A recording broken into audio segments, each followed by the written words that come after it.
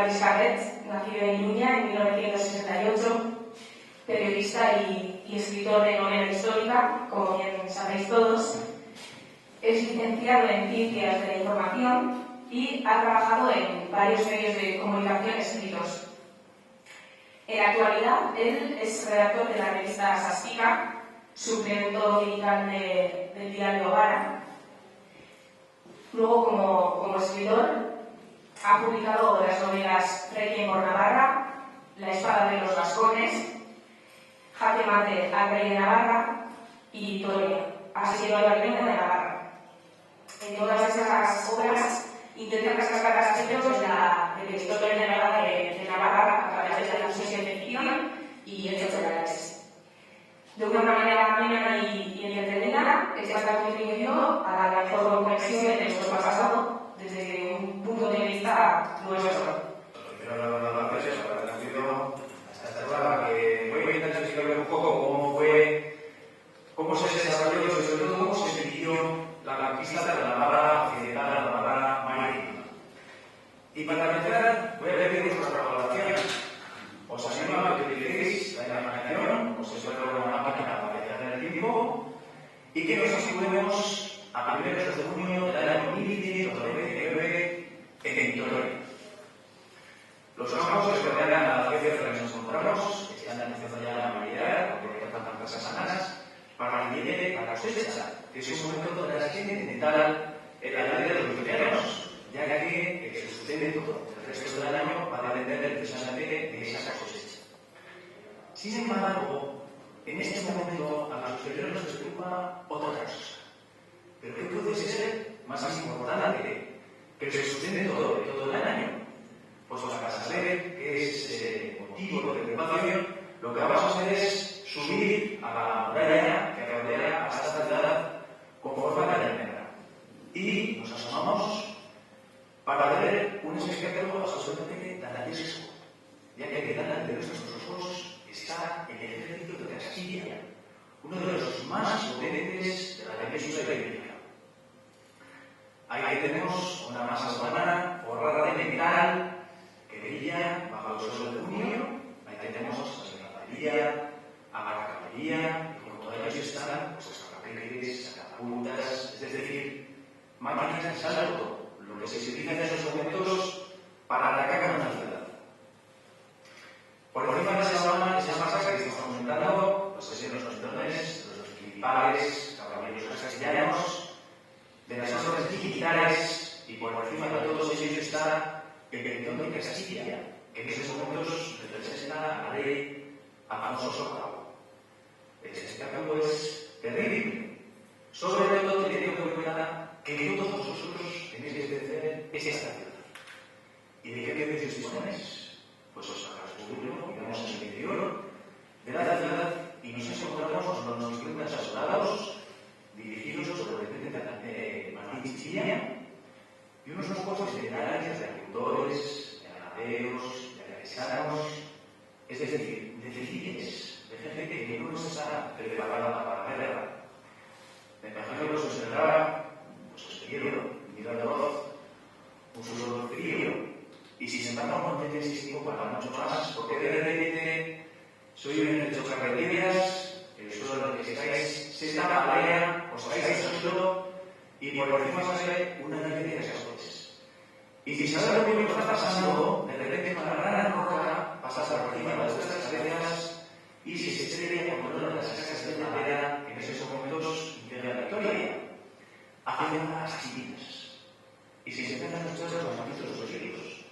Pero por encima de esas llamadas de socorro, soy un detenido acordeonador, que es la infantería castellana, que además de esas casas se lanzan contra las murallas de Vitoria.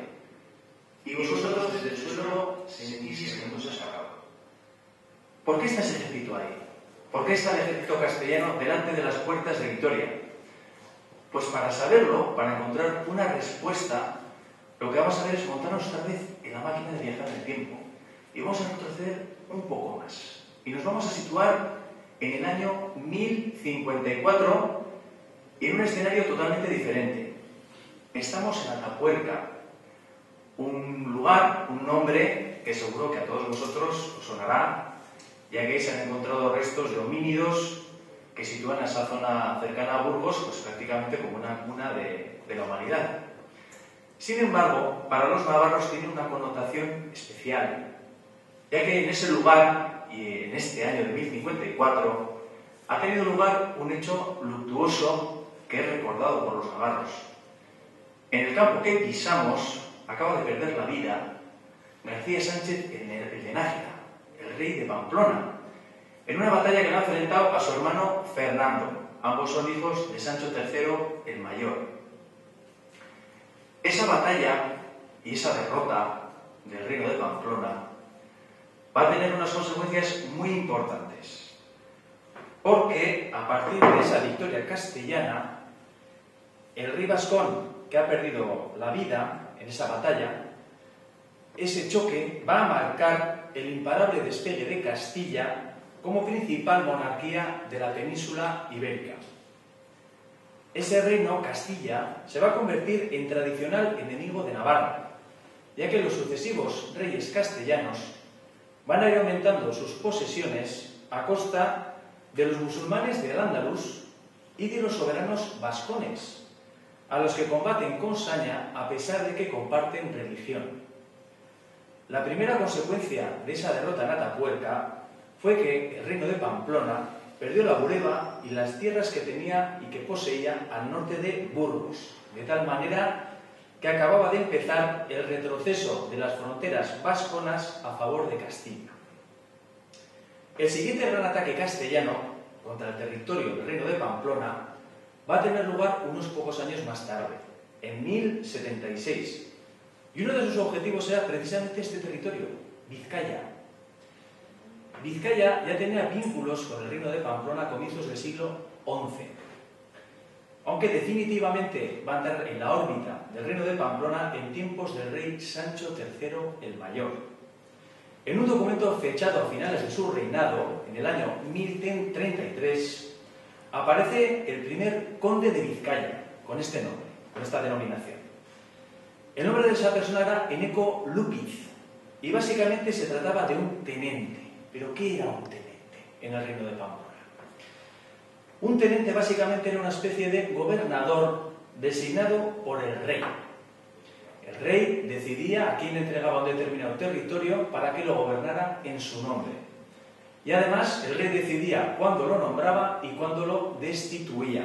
Es decir, un tenente no tenía ni jurisdicción ni dominio feudal. Era un cargo público a disposición del rey, como os he comentado, y no era hereditario. Estas características que tenía las tenencias en el reino de Pamplona van a tener sus consecuencias a lo largo de su historia, como vais a ver a continuación.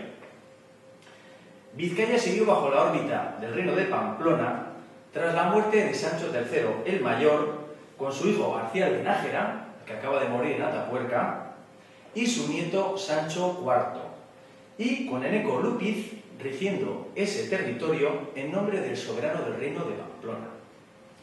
Esta situación se iba a ver alterada a raíz de un hecho luctuoso. El 4 de junio de 1076, el rey Sancho IV estaba disfrutando de una cacería por la zona de Funes, ajeno a que sus hermanos Ramón y Ermesinda estaban conspirando contra él. En un momento dado, en esa cacería, se hace un pequeño descanso cerca del barranco de Peñalén, y el rey decide acercarse al barranco para disfrutar de las impresionantes vistas de la zona, y su hermano Ramón va a aprovechar ese momento para despeñarlo. Lo va a matar. Y a partir de ese momento, por eso Sancho IV va a ser conocido como el de Peñalén.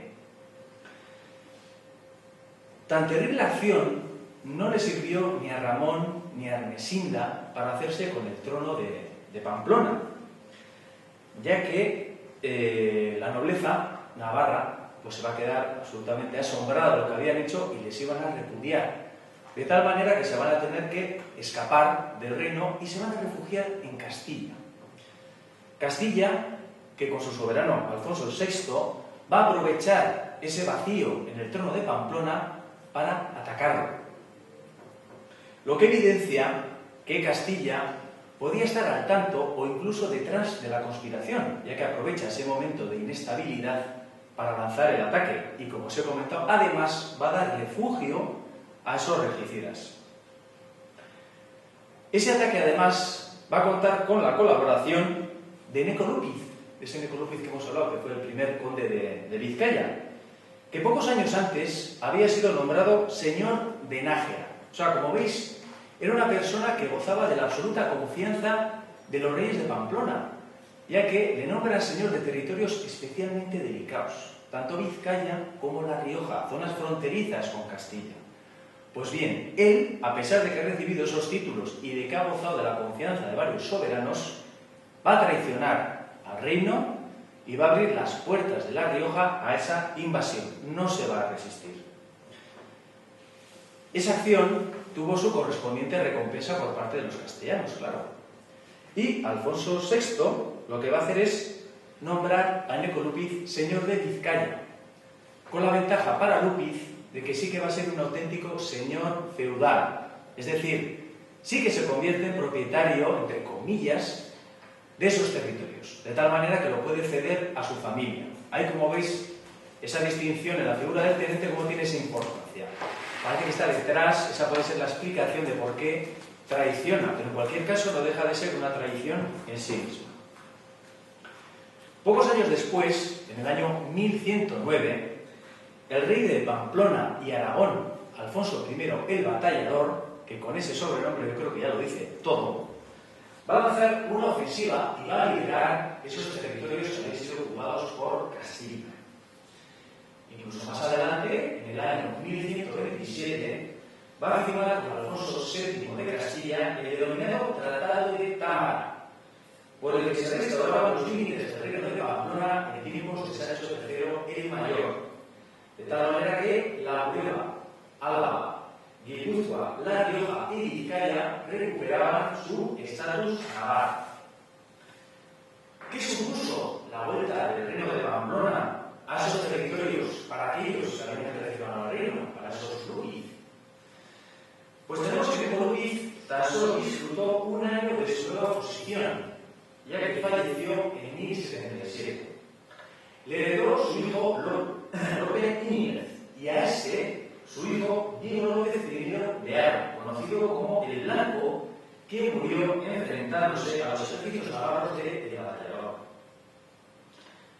Como era de esperar, cuando Alfonso I recupera esos territorios, nombra a su propio tenente, alguien de su confianza, y el cargo recayó en Adón Íñiguez, quien a su muerte, en el año 1155, fue sustituido por su hijo Bela Ladrón, quien también fue señor de Álava y Guipúzcoa en los reinados de García Ramírez y Sancho VI el Sabio. Y mientras que pasaba con los descendientes de Neco Lúpiz, esos que en su momento habían perdido sus territorios a raíz de la ofensiva del reino de Pamplona, pues tenemos que Lope Díaz I de Haro, el Nájera, seguía titulándose señor de Vizcaya, aunque nunca llegó a pisar ese territorio. A pesar de lo ocurrido, parece que la comunidad de Pamplona ha recuperado esos territorios, pues ya se había hecho la situación estabilizada de esa manera. Pero no. Castilla no renunciaba a su intención de expandirse a costa del reino de Pamplona. Y se sucedieron los ataques y contraataques en los que Vizcaya era un objetivo habitual por su proximidad con la frontera castellana. Para intentar poner fin a esa situación de guerra permanente, en el año 1176, Sancho VI el Sabio, que ya entonces se tituló la Reina Navarra, eso ya lo explicaré después, porque de repente empezamos a hablar del reino de Pamplona y pasamos a hablar a Reina Navarra. Pues como decía, en 1576, Sancho VI el Sabio y Alfonso VIII de Castilla acordaron llevar sus reclamaciones territoriales ante un soberano neutral para que dictara un laudo de obligado cumplimiento. O sea, en principio, los dos reinos se sometían a la decisión de ese árbitro. Y el árbitro elegido fue Enrique II de Inglaterra. Y la verdad es que yo creo que no debe estar muy afortunado, porque su decisión no contentó a ninguna de las partes. Para Navarra suponía perder La Rioja y La Prueba, pero a pesar de ello, Sancho VI el Sabio acató la decisión. En principio parecería que Alfonso VIII haría lo mismo, en vista de que ya Navarra reconocía formalmente que esos territorios pertenecían a Castilla, pero no, quería más, y por eso continuó ese enfrentamiento entre Navarra y Castilla, hasta que en el año 1179 se decidieron a establecer las fronteras entre ambos reinos, lo que tuvo unas terribles consecuencias para Vizcaya, ya que quedó dividida. La Vizcaya nuclear, es decir, la margen izquierda del Nervión, quedó bajo dominio de Castilla, y el resto, que a partir de ese momento se conoció como el Duranguesado, quedaba para Navarra. La decisión no gustó a los vizcaínos, que arrancaron el mojón de Sornocha que marcaba esa frontera impuesta. En esta época se dio la curiosa circunstancia de que, a pesar de que Vizcaya pertenecía a Navarra, era gobernada por un vasallo del rey de Castilla. Se llamaba Diego López II de Haro, más conocido como el Bueno, que había sustituido a Bela Ladrón, que había fallecido en el año 1174. Parece que esa situación de dominio navarro en Vizcaya hizo que ese Diego López de Haro decidiera ponerse a las órdenes del rey de Navarra. Pero ya se ve que la sangre de Neco Lúpiz corría por sus venas y luego no tuvo ningún problema en cambiar otra vez de bando, de tal manera que en el año 1183 volvió a estar con Castilla cuando aceptó la propuesta del rey de nombrarle alférez de su corte, título que perdió en el año 1195 tras el desastre de la batalla de Alarcos. Como ves, al final Castilla había conseguido más territorios, pero nunca es suficiente. Castilla siempre quiere más. Y a finales del siglo XII, su rey, Alfonso VIII, está dispuesto a apropiarse de más territorio de su primo Sancho VII de Navarra, más conocido por el Fuerte. Ya en el año 1194, Sancho VII ha heredado a su padre, Sancho VI el Sabio. Se demuestra ese afán de Castilla por seguir conquistando más territorio navarro porque firmó 5 pactos con Aragón en los que estos dos reinos se reparten el solar navarro, al que amenazan con sus operaciones militares. Así, en el año 1198 tiene lugar una ofensiva conjunta castellano-aragonesa que va a poner en serios aprietos a Sancho el Fuerte, que no dispone ni de hombres ni de dinero para afrontar ese ataque. Y se va a ver tan apurado que va a solicitar un préstamo. ¿Y a quién le pide dinero? Pues al que tiene, a la Iglesia. Y se lo pide al obispo de Pamplona, García Fernández, que le da el dinero que necesita el rey y a cambio pone como garantía a Sancho el Fuerte su palacio de Pamplona, para que veáis un poco que realmente estaba muy apurado. Con ese dinero, Sancho el Fuerte consiguió contener ese avance e incluso alcanzar una paz que él sabía que era efímera, sobre todo con su primo Alfonso VIII de Castilla. Y el soberano navarro no se equivocaba, porque ya hemos llegado al año 1199, ya estamos en junio de ese año, con los castellanos violando de nuevo las fronteras navarras y delante de las puertas de Vitoria. Como antes os he comentado, el espectáculo es de escalofrío, ya que la desproporción de fuerzas es brutal. ¿Qué os pediría el cuerpo ante una situación así? Parece que lo más lógico, lo más racional, en vista de que casi no hay fuerzas con las que hacer frente a ese ejército, pues sería abrir las puertas de Vitoria, que entren los castellanos y a ver si hay suerte y no arrasan con todo. Pero no, los vitorianos no lo hicieron, resistieron y además lo hicieron muy bien, ya que una y otra vez los soldados castellanos se lanzaban contra las murallas de Vitoria, pero los navarros se las ingeniaban para rechazarlos. Y así fueron pasando las semanas, fueron pasando los meses, y el rey de Castilla se empezaba a desesperar, porque no entendía cómo un ejército tan grande no era capaz de entrar en esa ciudad que él sabía que no tenía muchos defensores. Y lo mismo le pasaba a Diego López de Haro, ese Diego López de Haro que hemos hablado antes, que era precisamente la persona que dirigía a ese ejército, que también se desesperaba, porque claro, el rey le pedía resultados y él no se los podía dar. Pero no solamente ellos se desesperaban, los vitorianos también, porque sus iglesias Iban abriendo el suelo para enterrar a los muertos y allá no aparecía absolutamente nadie para ayudarles. ¿Dónde está Sancho el Fuerte? Esa sería un poco la pregunta que correría por las calles de Vitoria. ¿Dónde está el rey? ¿Por qué no viene a ayudarnos en esta situación tan crítica? Bueno, pues esa pregunta es uno de los grandes enigmas de nuestra historia. ¿Por qué no acudió Sancho el Fuerte en socorro de Vitoria? En principio, no podemos atribuirlo a una cuestión de cobardía. Con sus 2 metros y 20 centímetros, Sancho el Fuerte era un poco el prototipo de guerrero de la época y para entonces lo había demostrado sobradamente. Tenía ya una fama de caballero y de gran guerrero. Por lo tanto, de cobardía no podemos hablar. Entonces, en cualquier caso, ¿por qué no aparece? Porque van pasando los meses, llega el frío, la nieve está cubriendo la llanada alavesa y Sancho sigue desaparecido. Los historiadores no han conseguido pruebas concluyentes para explicar esta ausencia tan sorprendente, aunque hay varios indicios que parecen explicarla. Como ya he comentado, Sancho era consciente de que su reino sería atacado por su primo Alfonso VIII, y si algo había aprendido en 1198 era que solo no podía hacer nada. Navarra sola contra Castilla no tenía nada que hacer.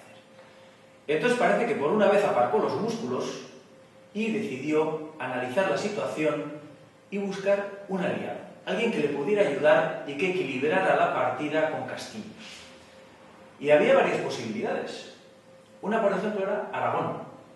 Como ya hemos comentado antes, Aragón y Navarra habían compartido reyes. Tampoco era tan descabellado que en un momento dado fueran aliados. Pero también hemos comentado cómo Aragón había demostrado en los últimos años que siempre se había alineado con Castilla y por lo tanto había que desechar esa opción. Otras posibilidades eran Portugal y León, pero a estos reinos tampoco les interesaba inmiscuirse en una guerra que no iba contra ellos y menos con un vecino tan peligroso como Castilla. Otra posibilidad era Inglaterra, que en esa época controlaba Aquitania, la zona sudeste del actual Estado francés. Además, ahí se daba la circunstancia de que la Casa Real Navarra estaba emparentada con la inglesa, ya que el rey Ricardo Corazón de León estaba casado con una hermana de Sancho, con la princesa Berenguela. Sin embargo, Sancho no tuvo suerte. En abril del año 1199, Ricardo Corazón de León había muerto, la había heredado su hermano Juan Sin Tierra, que bastante tenía con asentarse en el trono, como para embarcarse en una guerra que en principio solo afectaba a Navarra, a pesar de que Aquitania en un momento dado se podía ver amenazada por Castilla. Así que al final a Sancho solo le quedaba una posibilidad, que era el enemigo de su enemigo. ¿Y quién era esa persona? Pues era el soberano de los musulmanes de Al-Ándalus, el califa Almohade al-Nasir, más conocido como Miramamolín. Y con el objetivo de lograr una alianza que salvara su reino, Sancho el Fuerte se desplazó al sur. Sabemos que se ausentó de Navarra porque no firmó ningún documento entre mediados del año 1199 y comienzos del año 1201. Entonces, en ese tramo temporal, sabemos que el rey no estaba en Navarra. A partir de aquí entramos en las brumas de la historia. No sabemos exactamente ese viaje cómo se desarrolló. Pudo tener 2 posibles destinos. Uno, Sevilla, que era en aquel momento la capital de Al-Ándalus, o incluso es posible que Sancho cruzara el estrecho de Gibraltar y se presentara en Marrakech, que era la capital de todo el imperio almohade, que en aquella época ocupaba buena parte del norte de África, además del Al-Ándalus. Fuera en Sevilla o fuera en Marrakech, el caso es que Sancho, cuando consigue entrevistarse con Al-Nasir, se encuentra otra vez con que la suerte le da la espalda. Al-Nasir ha subido al trono del imperio almohade en febrero del año 1199, cuando ha muerto su padre, el gran califa Yusuf, y Al-Nasir tiene sus propios problemas. Como suele ser habitual en un imperio de grandes dimensiones, cuando hay un relevo en el trono, siempre se produce un momento de cierta inestabilidad. Y gente que no está muy conforme con el dominio de ese imperio, pues se lo intenta sacudir. Y es lo que ocurrió con los Banu Ganilla en Izriquilla, en el actual Túnez. Se produjo una revuelta interior y entonces Al-Nasir se escudaba en que tenía esa revuelta como para embarcarse en lo que le planteaba Sancho. ¿Qué es lo que quería Sancho en concreto de Al-Nasir? lo que le podría plantear era que lanzara una ofensiva desde Al-Ándalus contra Castilla, de tal manera que Alfonso VIII bastante tenía con hacer frente a los musulmanes como para embarcarse en conquistas territoriales contra Navarra. El caso es que Al-Nasir se escudaba en esa situación y Sancho tenía que buscar una solución. Y parece que lo que hizo fue intentar socorrer a ese posible aliado, colaborar con él para intentar aplastar a esos rebeldes, de tal manera que así Al-Nasir, una vez que se hubiera quitado ese problema, estaba también en deuda con Sancho y entonces pues intentar conseguir esa alianza. Pero el caso es que iban pasando los meses, esa alianza no terminaba de traducirse en nada práctico y mientras tanto la situación en Vitoria se estaba volviendo absolutamente insostenible. Alfonso VIII había decidido cambiar de táctica en su ataque contra Vitoria. En vista de que sus hombres se estaban desangrando contra las murallas de Vitoria, decidió intentar rendir la ciudad por hambre. Y para ello rodeó la ciudad con una empalizada de madera para evitar que entraran alimentos en la ciudad. Además, una ciudad que, aunque tuviera sus reservas, no debemos olvidar que no había conseguido recoger esa cosecha de la que hemos hablado al principio. La situación se volvió tan crítica en Vitoria que llegó a oídos del obispo de Pamplona, ese García Fernández del que hemos hablado antes, que dio ese préstamo a Sancho el Fuerte. Y el obispo se presentó en Vitoria para ver qué estaba ocurriendo. Y allí llegó a un acuerdo con Alfonso VIII. Le planteó una posibilidad. Consistía esa posibilidad en que un caballero que estaba defendiendo Vitoria le acompañara al obispo en el viaje que iba a emprender para contarle al rey Sancho lo que estaba ocurriendo y de esa manera que el rey tomara una decisión. Alfonso VIII accedió, ese caballero salió de Vitoria y juntos emprendieron el viaje para entrevistarse con Sancho el Fuerte. Ese viaje se hizo más o menos en un mes. Eso nos viene a indicar que si éste llegó a cruzar el estrecho de Gibraltar, Sancho para entonces ya tenía que estar en Al-Ándalus. E incluso existe la posibilidad que cuando tuvo lugar ese encuentro entre el obispo de Pamplona y el rey, Sancho podría estar recuperándose de una enfermedad que ha sido empleada por algunos historiadores para justificar la conquista de la Navarra occidental por Castilla. ¿En qué consiste esa teoría? A través de algunos caballeros que habían acompañado a Sancho en ese viaje, el rey castellano se había enterado de que su primo estaba muy enfermo en tierras musulmanas. Y Alfonso, de acuerdo con esta tesis, pensaría que su primo no iba a sobrevivir y por ese motivo decidiría atacar y conquistar Álava, Guipúzcoa y el Duranguesado. Esa justificación suena muy endeble, ya que, si esas fueron sus intenciones, bien pudo devolver lo conquistado a Sancho cuando el rey regresó al final sano y salvo a sus dominios. Sin embargo, no lo hizo, a pesar de que su conciencia le decía que había cometido un atropello con Navarra. ¿Por qué afirmó con tanta seguridad que el rey Alfonso VIII estaba convencido de que había cometido un atropello con Navarra? Pues porque así se desprende del contenido de un testamento que el propio Alfonso firmó en 1204, es decir, muy poco tiempo después de estos acontecimientos, y que firmó al verse aquejado de una grave enfermedad que por un momento pensó que le llevaría a la tumba. En una de las cláusulas de ese testamento, ordenaba restituir a su primo Sancho cuando él tenía desde el puente de Aranillo hasta Fuenterrabía, los castillos de Burandón, Atauri y Portilla de Corrés, así como la villa de Antoñana, ya que era consciente de que pertenecían al rey de Navarra y a él debían volver. Como ya os podéis imaginar, ese testamento no se llevó a la práctica, porque cuando Alfonso recobró la salud, olvidó sus escrúpulos y retuvo la presa que había ganado por la fuerza entre 1199 y 1200. Como os digo, no se llevó a la práctica, pero en la actualidad es muy valioso ese testamento, porque nos sirve para confirmar, sin ningún género de dudas, la ilegalidad de la conquista, ya que hasta el mismo invasor reconoce de motu propio que se ha apoderado de algo que pertenecía a Navarra. Además, ese documento es muy importante porque también corrobora que hubo una auténtica conquista y no una voluntaria entrega, como se ha defendido desde diversos ámbitos. ¿En qué se basa esa idea de la voluntaria entrega? ¿De dónde ha salido? Pues esa tesis se basaría en el hecho de que varios tenentes navarros habían acordado con el rey de Castilla la entrega de sus plazas a cambio de conservarlas en propiedad y poder dejarlas en herencia a sus descendientes. Es decir, habrían actuado como Eneco Lúpiz en 1076 y buscando los mismos fines. Mucho se ha hablado sobre esa posible traición en cadena de los representantes de Sancho el Fuerte en Álava, Guipúzcoa y el Duranguesado, aunque ningún documento la acredita. Es posible que hubiera traiciones de ese estilo, no lo podemos descartar, es posible.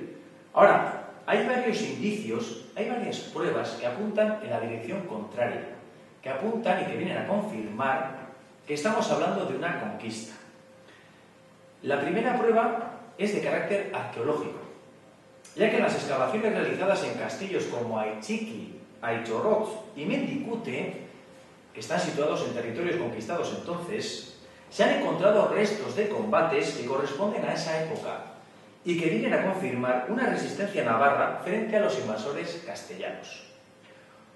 Un segundo tipo de pruebas. Aquí estamos hablando de pruebas documentales. La historiadora Idoia Arrieta ha localizado varios documentos que vienen a confirmar la conquista castellana. Arrieta dio con el documento titulado 1202-1332 Guetaria San Sebastián, parte del fuero de San Sebastián, en cuyo preámbulo se da por sentada la conquista de San Sebastián. Y textualmente señala ese documento: Don Alfonso de Castilla, que Dios perdone, que la dicha villa conquistó, en referencia a Donostia. Una línea que llamó poderosamente la atención de algún archivero o de alguien que lo consultó, ya que en la copia que la historiadora pidió a la Real Academia de Madrid, aparecía a la izquierda una nota que indicaba: ojo, conquista de San Sebastián. Sobre esa idea de conquista insiste otro legajo localizado también por Idoia Arrieta. Se trata de un documento del rey Alfonso XI de Castilla, fechado en Sangüesa el 9 de julio de 1330. En el mismo se defiende el regreso al Reino de Navarra de los territorios de Guipúzcoa, Álava y La Rioja, que en ese momento pertenecían a Castilla, y se indica: por violencia ocupados et usurpados contra Dios, y tenidas contra Dios et razón, et usurpándoles luz derecho. Como os podéis imaginar, estoy leyendo textualmente. Y además hay otra prueba más. Esto ya es una cuestión de pura lógica. Varios caballeros que eran tenentes de plazas situadas en territorios conquistados en ausencia del rey fueron reubicados en otros lugares por el propio Sancho cuando regresó de su viaje. ¿Os parece que Sancho el Fuerte sería tan corto de entendederas que cogería a un tenente que lo hubiera traicionado y en premio le diera otra tenencia? Pues parece más bien que no, que de alguna manera defendió lo que en su día le había entregado y por eso seguía gozando de su confianza. O sea que algo ya había hecho, no la había traicionado. O sea que ya tenemos algunos tenentes que claramente con la documentación en la mano quedan en evidencia que no le llegaron a traicionar.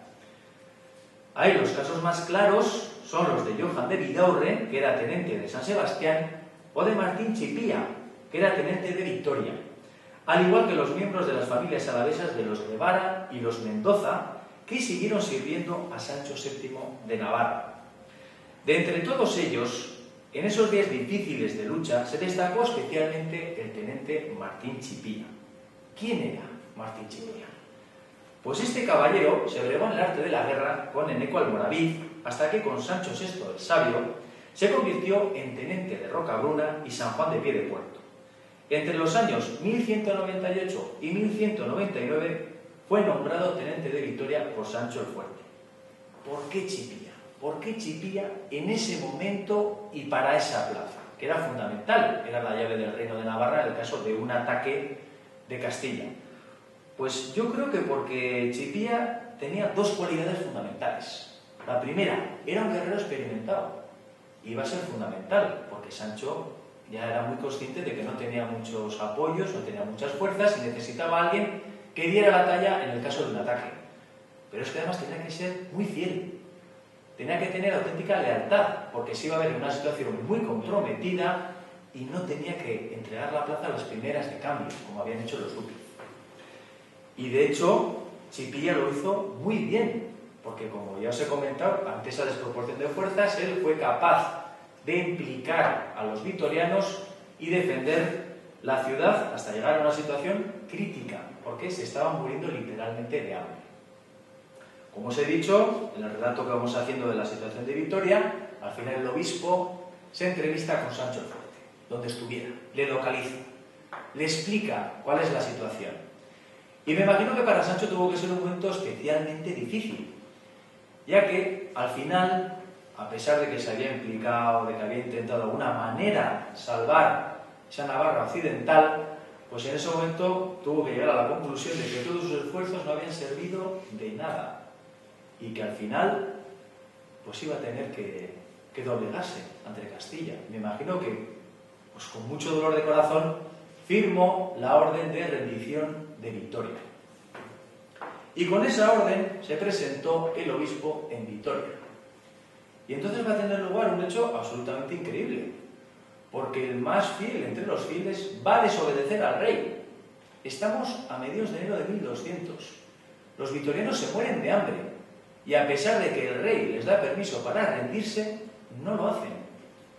Es absolutamente sorprendente. Yo no sé si es que no se lo terminaban de creer, pensaban que era todo un cuento de los castellanos. El caso es que durante 2 semanas, y a pesar de la crítica situación que estaban viviendo, decidieron seguir resistiendo.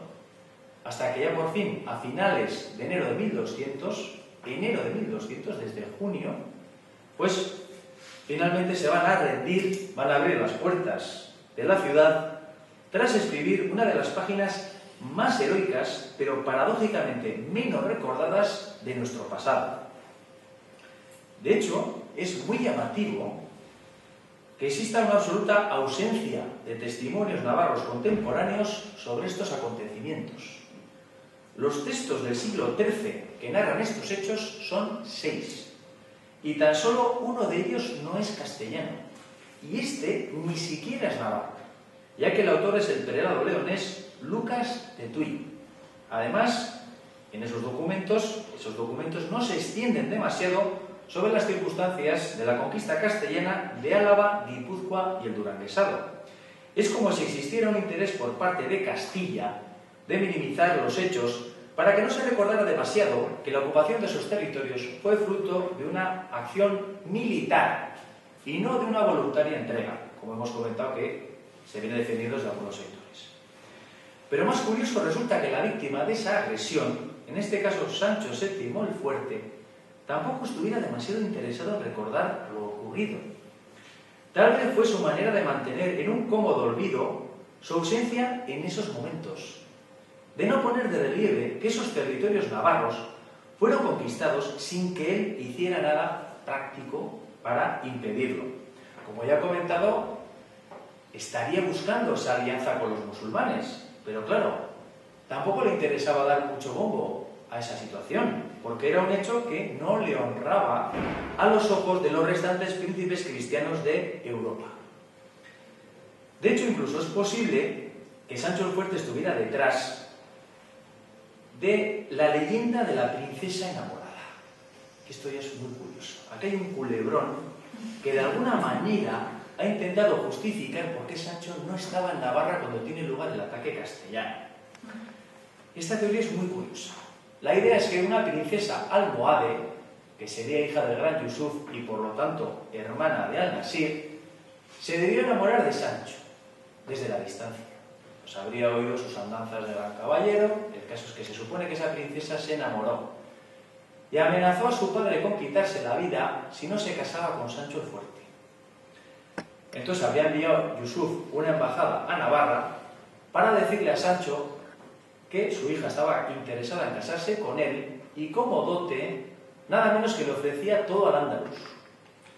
Como os podéis imaginar, esto suena a cuento chino, porque resulta muy difícil de creer que los almohades estuvieran dispuestos a renunciar a todo al Andaluz para entregárselo a un rey cristiano por el capricho de una princesa musulmana.